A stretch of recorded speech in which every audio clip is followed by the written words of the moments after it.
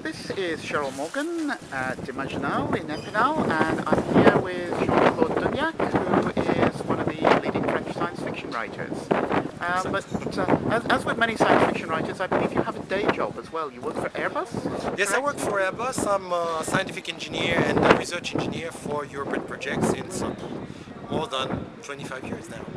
Okay, well, I'm pleased to hear that. I use Airbus to fly on it many times. Well, so do I. I hope you do an excellent job, which I'm sure you do. But obviously, we're here to talk about science fiction. I know very little about the scene in France, so could you tell me a little bit about what themes are popular?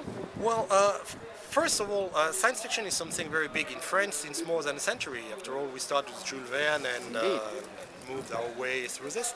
At the moment, we have quite a lot of good science fiction writers, except that we're not exactly specialized in science fiction. We're more interested in what we call Imaginaire, which is everything from fantasy, fantastic, gothic, science fiction, everything related to stories that are basically not true. Right. These things, and we're not specialized. So there's 40 or 50 authors maybe regularly published, professional people. The market's quite small. I must say the French market is 60 million people, something like that, which is bad. And being translated in Europe is quite easy. We have translation in Italy, in German, in Spain, whatever. But being translated in the Anglo-Saxon world is sometimes much more difficult. I'm one of the few lucky ones having short stories, and now a first collection and a second one to appear in a few months in English. Okay, well, we'll certainly look forward to that. Will you be coming to Montreal to meet? I will. I'll be there, being part of the Bragelonne team because I'm also an editor for them. That's right, yes. You headed up their science fiction line for a while. Yes, I did, and stopped a couple of months ago because it was really too much work. A daytime job for Airbus, then being a nighttime job for Bragelonne, then trying to live with my wife and kid, and I wanted to write too. And that's Indeed, and the writing is most important. Yes, what we want you to do is write. Well, at least that's what I want to do with me. Coming back to Jules Verne for a while, there's a fashion in the Anglophone world at the moment for what we call steampunk, which Yes. is a revival of Victorian-era books. Has that happened in France as well? Yes, we have a lot of steampunk people. We even had, let's say, the big anthology on steampunk that was published end of the last millennium, I think 1999, something like that, was called steampunk, by the way. And we have at least half a dozen of quite famous steampunk writers, names like Joan Elios, Xavier Mauméjean, or Pierre Pével for the matter.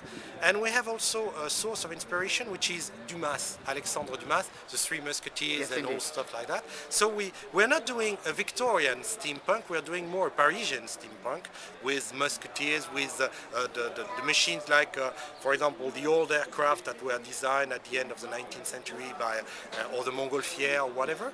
And we do indeed have this, and the public enjoy that, so do I. Well, that sounds like great fun. I'd love to see some Three Musketeers steampunk.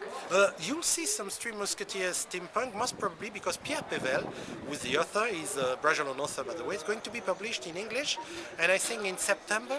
But it has been rumored that his book would be available in Montreal. It will be in Montreal too, so you might see it. Excellent. Well,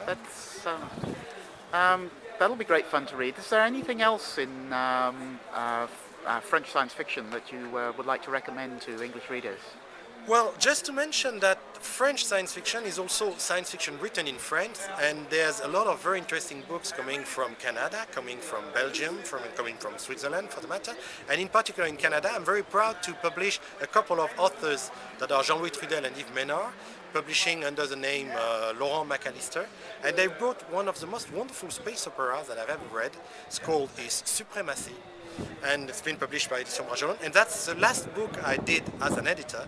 And I just said, okay, I'm not going to stop to resign in January, I want to resign in March, so this book would be my final one, and I love this. Any other books that you bought for translation that you particularly enjoyed, your favourite English language authors? Well, Or yeah, I enjoyed all the book I did for translation, but I have a certain taste for the Karen Travis Exalogy, the story about this Bezeri I don't know what the Wes Ha. the West House, the West Yeah. House War, yes. And City of Pearl actually sold me the series, and the rest is just as good. I I am love them. so happy to hear you say that Yes. because I love those books as well. And they're in France, and they're in French. I published them first, and they are now in paperback in Milady, who's a subsidiary of my own publishing company. And I really enjoy the book. Okay, they do of course have a strong environmental theme, and I remember from the panel on the future of transport earlier on that French people are very concerned about the environment as well. Yes, we do, because the city we have is a lot.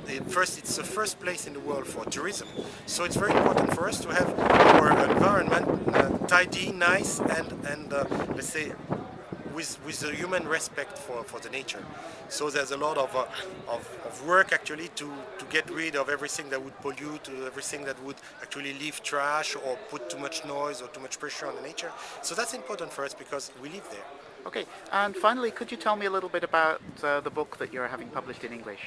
Well, the book that I published, the first one, is a collection of short stories, what called Conan Doyle Orchids, Orchids in the Night. And so it's a collection of short stories, among which many were published in previous anthologies. And you can find 3 or 4 in the year's best SF things.